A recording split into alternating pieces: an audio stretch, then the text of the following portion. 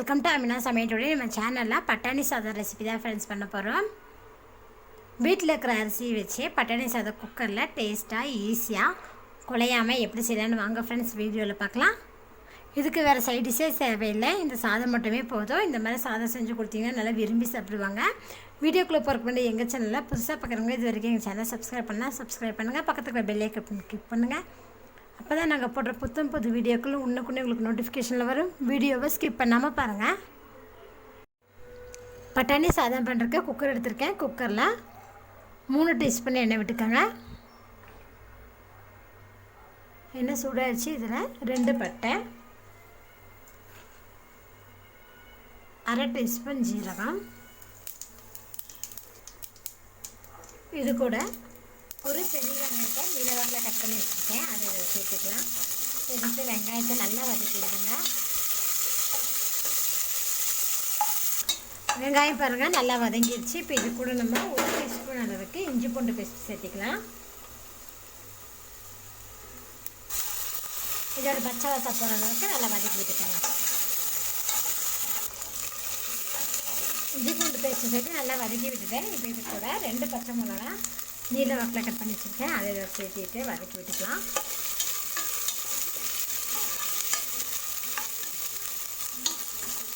பச்சை மிளகா பாருங்கள் எண்ணெயில் நல்லா வதங்கிடுச்சு. இது கூட 2 தக்காளி பொடியாக கட் பண்ணது இதை நல்லா மிக்ஸ் பண்ணி விடுங்க.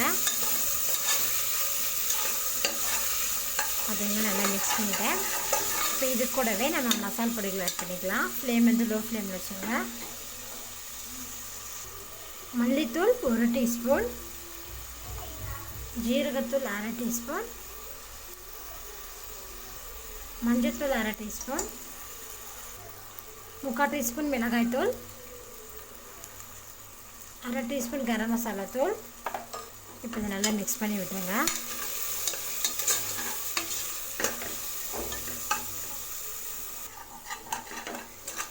பாருங்கள் மசாலா பொடியெல்லாம் சேர்த்து நான் நல்லா வதக்கி விட்டுட்டேன். இந்த அளவுக்கு நல்லா வதங்கினதுக்கப்புறம் இது கூட 1 கப் அளவுக்கு பட்டாணி வந்து லைட்டாக தண்ணியில் ஊற போட்டு தண்ணியெலாம் எடுத்து வச்சுருக்கேன். அதை இதில் சேர்த்துக்கலாம். சேர்த்துட்டு இதை நல்லா மிக்ஸ் பண்ணி விடுங்க. இது கூடவே கொஞ்சமாக உப்பு சேர்த்திக்கலாம். சேர்த்துட்டு இதை நல்லா மிக்ஸ் பண்ணி நல்லா வதக்கி விடுங்க.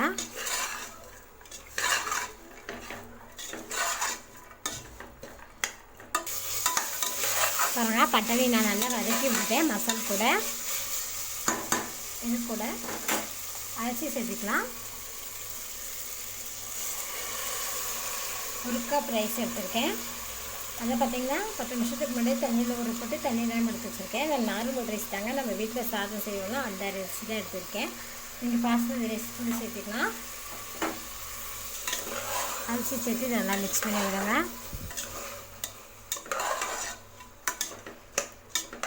பாருங்கள் நல்லா மிக்ஸ் பண்ணிவிட்டேன். இப்போ இதில் தண்ணி சேர்த்துக்கலாம். 1க்கு 2 தண்ணி ஊற்றிருக்கேன். கூடவே உப்பு.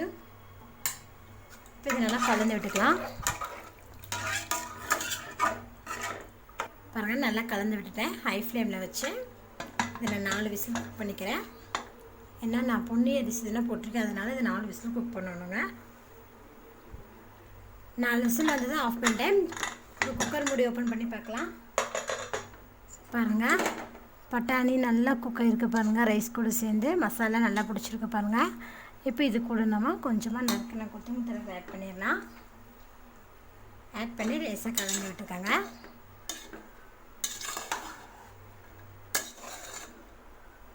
இந்த மாதிரி பட்டாணி சாதம் செஞ்சு கொடுத்தீங்கன்னா வீட்டில் இருக்கிறவங்க எல்லாருமே ரொம்ப நல்லா விரும்பி சாப்பிடுவாங்க. இதுக்கு சைட் டிஷ்ஷஸ் தேவையில்லைங்க. அப்படி சைட் டிஷ்ஷுன்னா நீங்கள் இதுக்கு தயிர் பச்சை அடித்து சாப்பிட்டிங்கன்னா ரொம்ப நல்லாயிருக்கும். ஃப்ரெண்ட்ஸ் நீங்களும் இது போல் பட்டாணி சாதம் செஞ்சு பாருங்கள். செஞ்சு பார்த்துட்டு உங்கள் கமெண்ட்டை சொல்லுங்கள். என்னோட இந்த வீடியோ பிடிச்சி லைக் பண்ணுங்கள். உங்கள் ஃப்ரெண்ட்ஸ் ஷேர் பண்ணுங்கள். மறக்காம அமினா சமையலை சப்ஸ்கிரைப் பண்ணுங்கள். நன்றி.